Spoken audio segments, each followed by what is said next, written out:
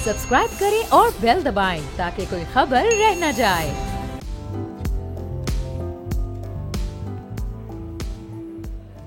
अस्सलाम वालेकुम, मैं बाब जहांगीर। आप देख रहे हैं प्रोग्राम व्यापार। और जो मौजूदा बजट इस हुकूमत की जानिब से पेश किया गया उसमें टैक्सेस की भरमार हमने देखी, और न सिर्फ डायरेक्ट और इनडायरेक्ट टैक्सेस लगाए गए बल्कि विद होल्डिंग टैक्स भी न सिर्फ हमने उस तनख्वाहों पर उसका इतलाक देखा, न सिर्फ प्रॉपर्टीज़ पर वो लगा, बल्कि गाड़ियों की खरीदो फरोख्त करने वालों को भी फाइलर्स को अलग शरह से और नॉन फाइलर्स को एक अलग शरह से ये टैक्स देना पड़ेगा। तो गाड़ियों पर भी इसका इतलाक हुआ, उसकी खरीदो फरोख्त पर भी, लेकिन तनख्वाहों पर इसका इतलाक किस शरह से और क्यों किया गया है, इसमें थोड़ी सी ज़रा हम आपको फिगर्स भी आप लोगों से शेयर करते हैं कि 6 से 12 लाख तक के जो अफराद हैं उन पर ये 5%, जो 6 लाख से ज़ायद की रकम है उस पर ये 5% का इतलाक होगा। फिर 12 लाख से आप जब ऊपर चले जाएंगे तो ये जो 30,000 रुपये और फिर प्लस उसका 15% इस तरह से इसका इतलाक होगा। फिर ये मुख्तलिफ स्लैब्स हैं जिस पर विद होल्डिंग टैक्स लगाया जा रहा है। अब इसकी शिकों में तब्दीली का नोटिफिकेशन जारी किया गया FBR की जानिब से। तो ये जो शिकों में तब्दीली हुई है, क्या इससे टैक्सेस की शरह कम होगी? विद होल्डिंग टैक्स जो तनख्वाहों पर है वो क्यों है, इसका मकसद क्या है, टैक्स कलेक्शन क्या इससे मजीद बढ़ सकती है?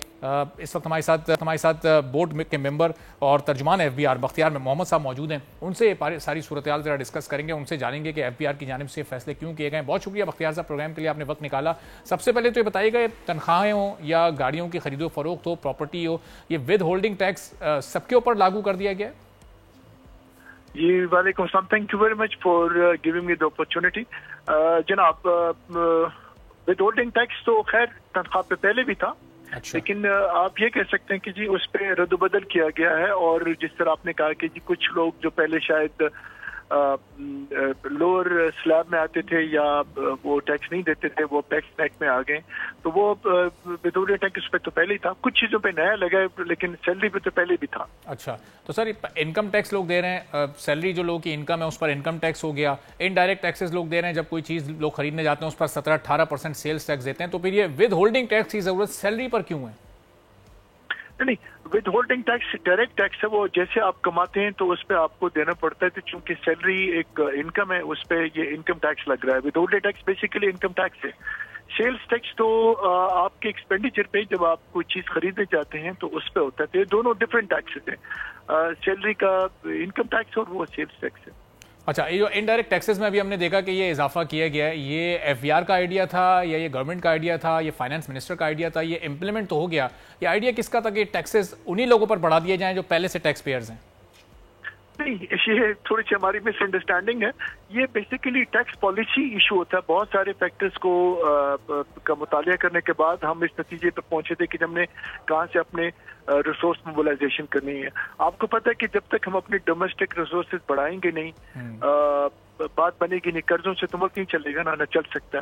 तो हमें अपने डोमेस्टिक रिसोर्सेज अगर बढ़ाने हैं तो फिर थोड़ी सी तंगी भी देखनी पड़ेगी। तो इसलिए ये पॉलिसी मैटर है, और ये पॉलिसी मैटर काफी सारी पैरामीटर्स को डिस्कस करने के बाद किया गया। ये किसी फर्द वाहिद का फैसला नहीं है। अच्छा, और बख्तियार साहब, ये जो डोमेस्टिक रिसोर्सेज हम बढ़ा रहे हैं तो ये सिर्फ हम उन्हीं लोगों से ना जो पहले से टैक्स पेयर्स हैं, वो जो कुछ सेक्टर जिनको एग्जेम्पशन हासिल है, आप देखें एग्रीकल्चर सेक्टर है, एक बड़ा सेक्टर है, उसको भी इस बार टैक्स नेट में नहीं लाया गया। रियल एस्टेट सेक्टर पर बड़े माइनर से टैक्सेस लगाए गए हैं, उस पर भी वो कोर्ट जा रहे हैं और वहाँ पर वो उसको चैलेंज करेंगे। रिटेलर्स को जो लाखों की तादाद है, मिलियंस में, वो चंद हज़ार लोग बड़ी मुश्किल से वो टैक्स नेट में आए। तो ये इस तरफ क्यों नहीं है FBR या हुकूमत की तवज्जो? सबसे पहले तो आपको बताऊं रिटेलर्स का अभी तक हमारे को 46,000 से ऊपर हम उनको नेट में ला चुके हैं, और अभी उनके लिए स्कीम आ रही है, बहुत जल्दी अनाउंस हो जाएगी। और आप देखेंगे कि वो लोग भी प्रॉपर टैक्स नेट में आ रहे हैं। वो स्कीम हम अभी अंडर डिस्कशन है, पॉलिसी की बन रही है, और इंशाल्लाह वो आ जाएगी, वो भी आप देख लीजिएगा। नंबर 2 ये है कि जी ये नहीं कि जो पहले से जो टैक्स दे रहे हैं उन पे हम टैक्स लगा रहे हैं। इशू ये है कि जी हमने जैसे मैंने कहा ना कि बहुत सारी चीजों को सामने रख के जब स्टडी करते तो हमें पता होता है कि जब हमने किस सेक्टर को ज्यादा टैक्स लगाना है, किसको कम लगाना है, या किस तरीके से हमें चलना है। एक तो वो एक बाकायदा पॉलिसी डिसीजन ही है। नंबर 2, आपने एग्रीकल्चर की बात की है, तो एग्रीकल्चर इनकम कॉन्स्टिट्यूशन में जो है वो उन्होंने प्रोमिसेस को दिया हुआ है, उसके ऊपर इनकम टैक्स हम फेडरल गवर्नमेंट नहीं लगा सकते FBR, वो प्रोमिसेस को लगाना पड़ेगा। जब तक कॉन्स्टिट्यूशन चेंज नहीं आता FBR एग्रीकल्चर इनकम के ऊपर टैक्स नहीं लगा सकता, वो हमारी उससे दायरे इख्तियार से बाहर है। सही। और रियल एस्टेट सेक्टर पर अगर आप आ जाएं, जो वहां पर एक टैक्स आप लोगों ने लगाया है, तो वो अभी से हमने देखा पेट्रोलियम डीलर्स पर जो एक वो कैपिटल गेन टैक्स लगा, वो उसके खिलाफ वो उन्होंने हड़ताल कर दी और लोग कोर्ट जा रहे हैं।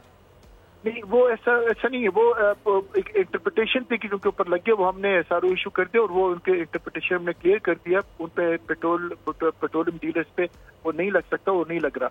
रियल एस्टेट पे किस टैक्स की बात करें, मैं समझा नहीं आपका क्वेश्चन। अब रियल एस्टेट सेक्टर पर अभी इस बजट में कोई नया टैक्स लगा है? चूंकि वो तो बार बार ये कह रहे हैं कि हम पर बड़े भारी टैक्सेस लगा दिए गए, हम जब कोई वो जो एक लेट फाइलर की इस्तिलाह है उसका इंप्लीमेंटेशन वो पिछले साल से कर दिया गया है कि अगर पिछले साल भी किसी ने कोई खरीदो फरोख्त की है तो उस पर भी अप्लाई हो रहा है वो। देखिए, जब हम एक तरफ बात करते हैं कि सारे सेक्टर्स को हमें टैक्स नेट में लाना चाहिए, तो रियल एस्टेट में भी जो लोग इनकम कमा रहे हैं, मतलब एक चीज आपने 100 की ली और अगले दिन आपने 200 की बेची, तो आपके इनकम हुआ है ना, उस इनकम के ऊपर टैक्स देना चाहिए ना। तो पहले वो मुख्तलिफ, उसके पहले भी होता था लेकिन वो मुख्तलिफ तरीक़ेकार था। अब ने वो इस दफा हमने उसको तरीक़ेकार मुख्तलिफ कर दिया, लेकिन टैक्स उस पर भी जाहिर है वो इनकम में वो देना पड़ेगा। तो वो एक जमाने से आ रहा था इस सिलसिला कि जी आपका जो कैपिटल गेन है उसके ऊपर टैक्स नहीं होगा, लेकिन अब वो चूंकि कैपिटल गेन भी एक इनकम है, आप चीज जैसे मैंने कहा ना कि 100 की खरीद के आप 200 की बेचे, तो उस जो एडिशनल 100 रुपए उसके ऊपर टैक्स आपको देना चाहिए ना। तो वो इलॉजिकल हो जाता है, वो टैक्स बाहर था हमारे टैक्स नेट से बेसिकली। अच्छा, टैक्स नेट में ले आए। बख्तियार साहब, ये जो रिटेलर्स के लिए आपको ये स्कीम ला रहे हैं, एक अच्छी बात है कि उनको टैक्स नेट में लेकर आएँ, स्कीम्स के थ्रू उनको थोड़ा सा ज़रा इस तरफ कुछ ऑफर करें। तो ये जो सैलरीड पर्सन हैं उनके लिए कहीं कोई स्कीम या कोई रिलीफ क्यों नहीं सामने आता? आप देखें, वो 10 लाख रुपए जो शख्स कमा रहा है, वो 4 लाख रुपए तो आप लोगों को वो एज इट इज टैक्स की मद में दे रहा है, वो बिल्कुल यूँ यानी वो 6 लाख रुपए घर लेकर जा रहा है। तो ये अब आप समझें कि वो अपने लिए कमा रहा है या वो FBR के लिए कमा रहा है? देखिए, मैं भी सैलरीड पर्सन हूँ और हम सारे इक्वली उसमें अफेक्ट हुए हैं। वो इशू ये है कि मैंने जैसे कहा ना कि ये एक इंडिविजुअल का डिसीजन नहीं होता, बहुत सारी चीजें जो इस वक्त जो डिस्कशन के स्कोप से बाहर है, वो चीजें सामने रख के डिसीजन लिया जाता है। तो वो इस तरह इजीली एक्सप्लेनेबल इस वक्त नहीं है आपके सामने कि जी वो क्यों लगा। लेकिन सैलरी क्लास पे जाहिर है टैक्स तो पहले भी लगता था, कुछ रद्द बदल हुआ जिससे किसी को थोड़ा सा कम ज्यादा इस तरह। सर, कुछ रद्द बदल नहीं हुआ तो बहुत ज्यादा एडिशनल हर एक पर बोझ पड़ा है, और कम तो किसी का भी नहीं हुआ, सबका बड़ा ही है। अब आप देखें कि ये टैक्सेस एक आम आदमी से लिया जाएगा, जो सैलरीड पर्सन हैं, जो डियर टैक्स पेयर्स हैं, और फिर कल वजीर आजम साहब ने 50 अरब रुपए की सब्सिडी का ऐलान कर दिया है बिजली पर, तो ये टैक्सेस से रेवेन्यू जमा होता है ना, फिर ये इसके थ्रू आप सब्सिडीज दे रहे हैं, तो फिर तो ये बोझ तो इजाफी पड़ता रहेगा हमारी इकोनॉमी पर। देखिए, वो तो गवर्नमेंट की पॉलिसी में उस पर कमेंट नहीं कर सकता कि जी वो उन्होंने सब्सिडी किसको दी है। आई एम श्योर कि वो प्रोटेक्टेड क्लास को दी होगी, जो सोशली जिनको प्रोटेक्टेड होना चाहिए।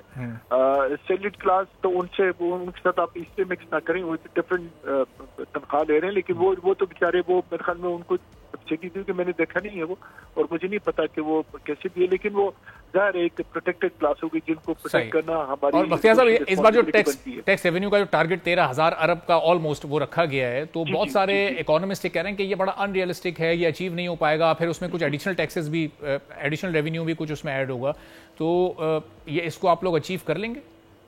देखिए, पहली बात तो कि जिस साल भी हमारा टारगेट आता है, लास्ट ईयर जो हमारा 9 ट्रिलियन से ऊपर आ गया, तो लोग यही कह रहे थे कि ये हो नहीं सकता। इस दफा भी ये कह रहे हैं। प्रिजम्पशन पे मैं नहीं जाऊंगा कि वो कह रहे जी ये एडिशनल टैक्स लगाएंगे तो बात बनेगी, तो वो तो प्रिजम्पशन वाली बात हो गई। लेकिन जैसे मैंने कहा कि ये टारगेट जब बजट टारगेट जो हमारा सेट होता है, again it's a scientific process, और उससे होके गुजरा है, और इंशाल्लाह ये टारगेट अल्लाह के फजल करम से अचीव होगा। और बख्तियार साहब, टैक्स नेट को बढ़ाने के लिए अभी FBR की क्या पॉलिसी है? इस साल जो बजट आया उसमें कितना टैक्स नेट बढ़ाया गया है? आगे के लिए आप लोग क्या फोरकास्ट कर रहे हैं, कितना अभी टैक्स नेट में इजाफा होगा? देखिए, टैक्स नेट पे इजाफा कितना तो मैं आपसे नहीं कह सकता, ये क्वांटिटेटिव हो जाएगा, लेकिन हम अपने सारे जो ऑप्शंस अवेलेबल हैं, जिस मैंने कहा ना कि हमने सिम्स को जो ब्लॉक करना शुरू कर दिया, उसके अलावा ये जो रिटेलर्स का है, उसके अलावा हमारा एक और जो रिफॉर्म्स वाले हैं वो इस पे काम कर रहे हैं, और वो दे आर एक्सपेक्टिंग के अराउंड 4.2 बिलियन वो टैक्स पेयर्स भी आ जाएंगे। तो इंशाल्लाह इस साल आपको हमारे जो डिजिटल इनिशिएटिव्स हैं उसके जरिए आप देखेंगे कि इंशाल्लाह हमारे टैक्स नेट में काफी हद तक इजाफा होगा, और हमारे अपने टारगेट्स हम सेट कर रहे हैं उसको भी। ठीक है, बहुत बख्तियार मोहम्मद साहब, बहुत बहुत शुक्रिया। बोर्ड मेंबर और तर्जमान FBR हमारे साथ मौजूद थे, बता रहे थे कि FBR की आगे क्या पॉलिसी है, किस तरह से हुकूमत ने डिसीजन लिए। एक ब्रेक लेते हैं, ब्रेक के बाद वापस आएंगे, कुछ और अहम मौज़ूआत पर बात करेंगे।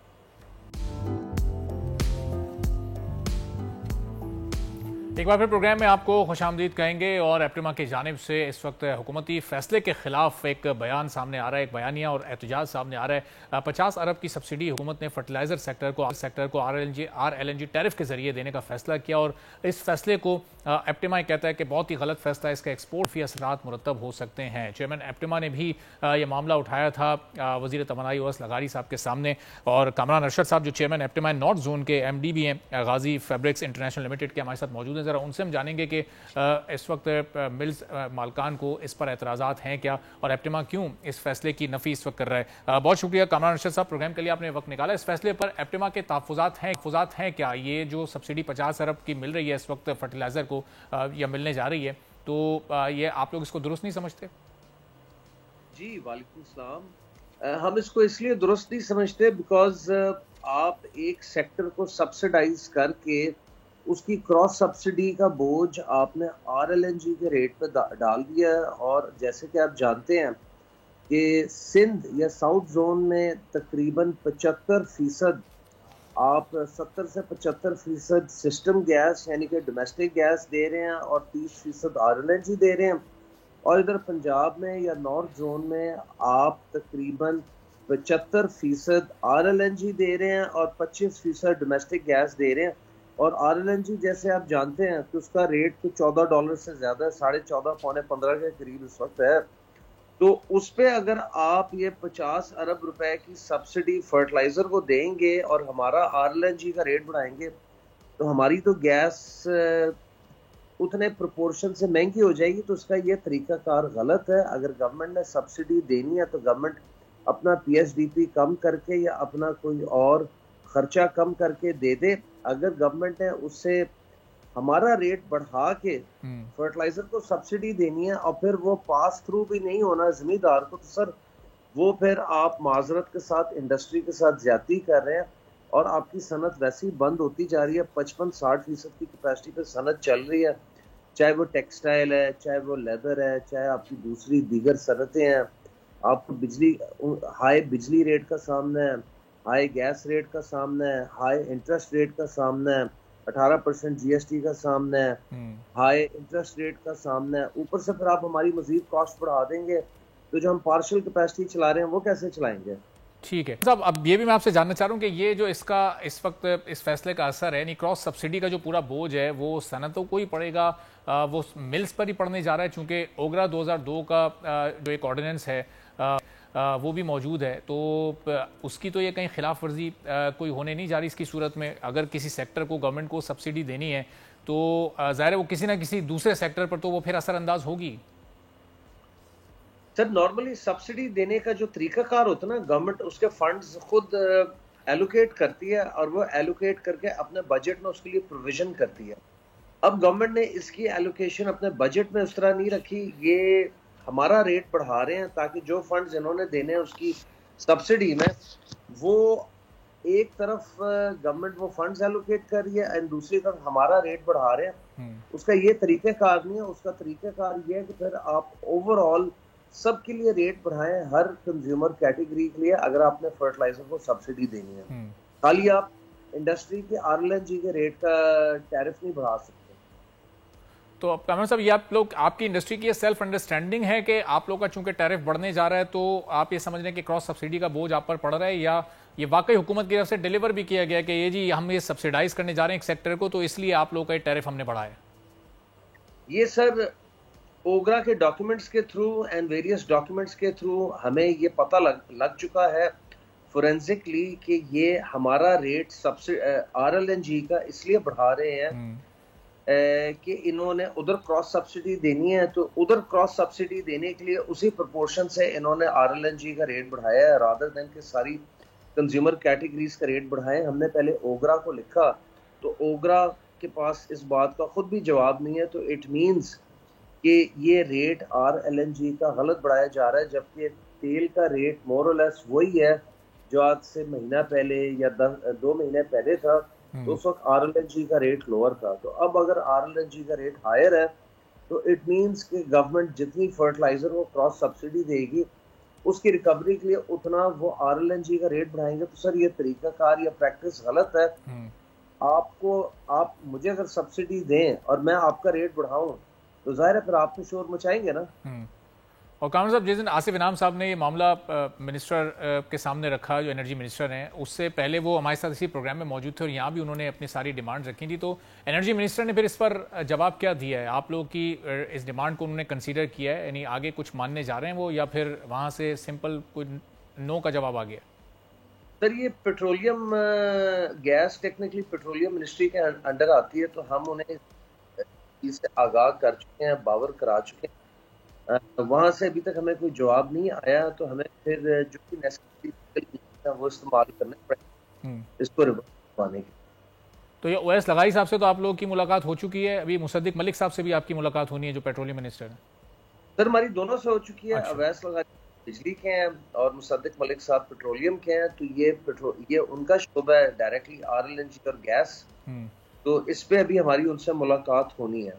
अच्छा, और फिर अब उनका क्या इस वक्त स्टैंडिंग होगी? जो मुलाकातें अभी हुई तो उन्होंने आप लोग की इस डिमांड को जायज़ समझा, कंसीडर करने के मूड में वो हैं? वो ये समझ रहे हैं कि पंजाब पे बहुत ज्यादा बोझ डाला गया है पिछले कई सालों से, क्योंकि आपको पता है पोस्ट 18th अमेंडमेंट हमारे पास तो गैस है नहीं, तो बजाय कि एक इक्विटेबल रेट हो, आपको पता है कि पंजाब की सनत ने सबसे ज्यादा सफर किया और डी इंडस्ट्रियलाइजेशन की तरफ जा रही है, एंड जबकि KP या सिंध में गैस है, हमारे पास गैस नहीं है, तो इस मामले को एक सियासी हवा दी गई है। आर्टिकल 158 और 18वीं तरमीम के तहत जब आटे का रेट ±5% हो सकता है या गंदम का पूरे मुल्क में, तो इसी तरह गैस का होना चाहिए। सर मतलब मैं इस ना एक सियासी बहस को छेड़ना नहीं चाह रहा। हम सनतकार हैं, हम सियासतदान नहीं है, लेकिन पूरे मुल्क में एक गैस का रेट होना चाहिए। जस्ट बिकॉज एक सूबे में एक चीज की किल्लत है, उसका मतलब ये नहीं है कि आप उसका रेट 40-50% दूसरे सूबों से ज्यादा चार्ज करें, सही वो फिर गलत हो जाए। ठीक है, बिल्कुल ठीक। कामरान साहब, बड़ा जायज़ आप लोगों का मुतालबा है। उम्मीद हम ये करते हैं कि हुकूमत इसको सीरियसली कंसीडर करेगी। कामरान अरशद साहब, चेयरमैन एप्टिमा नॉर्थ जोन के हमारे साथ मौजूद थे। और एक और बड़ा अहम मामला, फ्लोर मिल्स मालकान भी एहतजाज कर रहे हैं और आज से हड़ताल का ऐलान कर दिया गया। अब इससे ज़ाहिर है कि आटे की किल्लत, एक बुरानी कैफियत भी पैदा हो सकती है, और ये एहतजाज इसलिए किया जा रहा है कि बिजली और गैस के बिलों में जो इजाफा है और उसमें जो टैक्सेस की सूरत में इजाफा किया गया है उसको ख़त्म किया जाए। चौधरी आमिर अब्दुल्ला साहब, चेयरमैन है फ्लोर मिल एसोसिएशन सिंध के, हमारे साथ मौजूद हैं। चौधरी साहब, बहुत शुक्रिया प्रोग्राम के लिए, आपने वक्त निकाला। अब ये बताइएगा, ये कोई एक रोज़ा हड़ताल आप लोग करने जा रहे हैं या इसकी मुद्दत कितनी होगी? हुकूमत से अब तक इस मामले पर आप लोगों की क्या बातचीत हो चुकी है? जी बहुत शुक्रिया। देखिए, हम गुज़िश्ता जो है ये एक हफ्ते से 3 जुलाई से राब्ता करने की कोशिश कर रहे हैं हुकाम बाला से, और 6 जुलाई को लाहौर में all Pakistan floor mill association का इजलास हुआ। फिर उसमें ये लाएमल इख्तियार किया गया कि हम 2 से 3 दिन का टाइम मजीद देते हैं, हुकूमत हमसे राब्ता करे। और ये विद होल्डिंग टैक्स जो हमारे ऊपर लागू किया गया है, विद होल्डिंग टैक्स का एजेंट बनाया जा रहा है हमें, रिटेलर्स का, डिस्ट्रीब्यूटर्स का, होलसेलर्स का। ये काम हमारे लिए जो है बहुत कठिन है, इसको हम नहीं कर सकते। और आटे के ऊपर टैक्स जो है वो आज तक तारीख में कभी नहीं लगाया है पूरे पाकिस्तान की। और आप रीजन में देख लें आसपास, क्योंकि एसेंशियल आइटम है, ये हमेशा सस्ती होती है। तो आमिर साहब, ये कितने फीसद टैक्स इस वक्त लगाया गया है कुल मिलाकर? वो कौन कौन से टैक्सेस अभी नए आप लोगों पर आयद किए गए इस बजट में?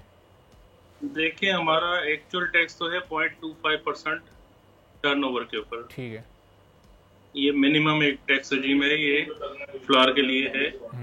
इसके अब विदहोल्ड करने का हमें जो कह रहे हैं, इसकी डिफरेंट कैटेगरीज हैं। अच्छा, रिटेलर से, होलसेलर से, डिस्ट्रीब्यूटर से 0.10% से लेके 2.5% तक ये टैक्स चला जाता है। ठीक है। इसके बाद बड़े डिस्ट्रीब्यूटर वगैरह होंगे, वो हमारा टैक्स भी विदहोल्ड करेंगे 5.5%, और हमारे नाम से वो FPR में डिपॉजिट करवाएंगे। सही। फिर हुकूमत का कहना ये है कि एंड ऑफ द ईयर अगर आपका टैक्स वो एक्सीड करता है तो आप वापस ले लें। ठीक है। अब ये वापस लेने वाली बात तो आप जानते हैं कि इनकम टैक्स से पैसे वापस लेना कैसा होता है। बिल्कुल। ₹100 के रिफंड डिफरेंट इंडस्ट्रीज के सालों साल से पड़े हुए हैं। जी। हमारा तो टर्नओवर का इतना सिस्टम होता ही नहीं है, इतना बड़ा, इतनी अपना क्रंच आ जाएगा हमारे पास। तो वैसे आमिर साहब, आप लोगों की डिमांड है कि जो शरह आप लोगों पर आयद की गई है, जो टैक्सेस की परसेंटेज है, ये इसको थोड़ा सा कम किया जाए या मुकम्मल खात्मा चाहते हैं आप लोग? मुकम्मल खात्मा किया जाए। विद होल्डिंग एजेंट हम नहीं बन सकते, एफपीआर का काम है, वो काम अपना खुद जाके करे रिटेलर से, जिस तरह उसने निपटे। हमारी जिम्मेदारी क्यों लगा रही है वो इस काम के लिए? और हम तो पहले टैक्स पेयर हैं, आप नए टैक्स पेयर ढूंढे, मार्केट्स में जाएं। इस मुल्क में यही कुछ हो रहा है, जो लोग टैक्स दे रहे हैं उन्हीं के ऊपर बर्डन जो है वो डबल किया जा रहा है। ठीक है, इसी तरह हमारी इंडस्ट्री बैठती जा रही है। कोई भी सेक्टर देख ले, टैक्स दर टैक्स हम दे रहे हैं। हमने कहा नहीं, अब नए टैक्स। तो आमिर साहब, अभी कुछ दिन पहले हमने देखा पेट्रोलियम डीलर्स ने हड़ताल की, पंप्स के बाद लंबी लंबी लाइनें लग गई। अब आप लोग हड़ताल कर रहे हैं। आटा तो एक ऐसा आइटम है जो कि हर वक्त हर घर में हर वक्त की ज़रूरत है। तो ये अब लोग एकदम से पैनिक हो जाएंगे, निकल पड़ेंगे आटा खरीदने, अपने घरों में स्टोर कर लेंगे, स्टॉक कर लेंगे, और ये हड़ताल कितनी लंबी होगी? ये तो एक कैफियत, एक बुरान वाली पैदा हो जाएगी। देखिए, कल थर्सडे से हमारी गैर महीना मुद्दत तक की हड़ताल है, जब तक हमारे मुतालबात नहीं, और ये हम कोई खुशी से नहीं कर रहे हैं। हमारा भी कारोबार बंद होगा, हमारे मजदूर बेरोजगार होंगे। ये कोई खुशी वाली बात नहीं है, मजबूरी है, इंतहाई मजबूरी है। अगर हम इस हद तक नहीं जा रहे हैं तो 1 जुलाई से जो टैक्स इम्प्लीमेंट कर चुकी है गवर्नमेंट, और वो अब तक लाखों रुपए हमारे ऊपर लग चुका है अगर देखा जाए तो, लेकिन हमने वो किसी से अभी तक डिडक्ट नहीं किया। अब इसी तरह अगर हम चलते रहे तो हम तो बैंकरप्ट हो जाएंगे। कहाँ से टैक्स देंगे जो डिडक्ट नहीं किया हमने गवर्नमेंट से? और डिडक्शन के ऊपर आते हैं तो कोई डिडक्शन कराने के लिए तैयार नहीं है। अल्टीमेटली बर्डन हमारे ऊपर पड़ रहा है, ना ही हमने कोई आटे का रेट बढ़ाया है इस सिस्टम में। तो अब चौधरी साहब, अब एफबीआर वाले तो ज़ाहिर है शायद वो आप लोग का उनसे रब्ता नहीं हो पाए, लेकिन हुकूमती सतह पर कहीं कोई रब्ता हुआ और इस मामले का कोई दरमियानी हल निकलता नजर आ रहा है? चूंकि अगर कल से हड़ताल शुरू हो जाएगी तो ये एक आम आदमी के लिए बड़ी मुश्किल सूरत हाल हो जाएगी इस हड़ताल के नतीजे में। देखें, फाइनेंस मिनिस्टर को हम लेटर लिखते हैं, अभी तक कोई रब्ता फेडरल गवर्नमेंट से हमारा नहीं हुआ। अभी सारा जो सिलसिला है फेडरल गवर्नमेंट के कोर्ट में बोल है। जाहिर है हम तो मजबूर हैं, अगर स्ट्राइक ना करें तो हम कारोबार कैसे चलाएं अपना? और ये बताइए कि प्रोविंशियल गवर्नमेंट इसमें कोई रोल प्ले कर सकती है या प्योर फेडरल गवर्नमेंट का ही मामला है फिर ये? देखिए, फेडरल गवर्नमेंट का मामला है प्योरली, उसी ने इसको जो है रिवर्ट करना है और उसी ने इसको जो है लेवल पे लेकर आना है वापस। ठीक है, क्योंकि रोटी के ऊपर, निवाले के ऊपर टैक्स लगा रहे हैं, ये बहुत बड़ी ज्यादती कर रहे हैं। और इसमें एफबीआर का कोई मौक़िफ़ आप लोगों के सामने आया कि गवर्नमेंट की इंस्ट्रक्शन पर ये टैक्स लगाया या फिर ये एफबीआर ने गवर्नमेंट को ये तजवीज़ दी कि ये इस तरह का टैक्स आयद किया जाए? जाहिर फाइनेंस बिल तो फाइनेंस मिनिस्टर जाने और ऊपर के सीधा लोग जो बैठे जाने। एफबीआर तो मैं समझता हूँ कि एक इम्प्लीमेंटेशन अथॉरिटी है, उसको जो अथॉरिटी ऑर्डर मिलेगा वो इम्प्लीमेंट करेगी जी, तो उनका रोल मैं समझता हूँ। बहुत बहुत शुक्रिया Chaudhry Aamir Abdullah, chairman flour mill association Sindh, हमारे साथ मौजूद थे। ये हालांकि हर सेक्टर बढ़ते हुए टैक्सेस के नतीजे में अब इस वक्त एहतजाज कर रहा है, हड़तालों की बात हो रही है, और इस पूरी सूरत हाल में आज हमने देखा कि पाकिस्तान स्टॉक एक्सचेंज में भी एक बड़ी मंदी सामने आई है और 830 पॉइंट्स का वहाँ पर कमी वहाँ पर रिकॉर्ड की गई। जो इंडेक्स था वो 80,000 की सतह को भी बरकरार नहीं रख सका और 79,841 पॉइंट्स पर वो बंद हुआ है। इसी के साथ आज के प्रोग्राम से इजाज़त दीजिए, अल्लाह हाफ़िज़।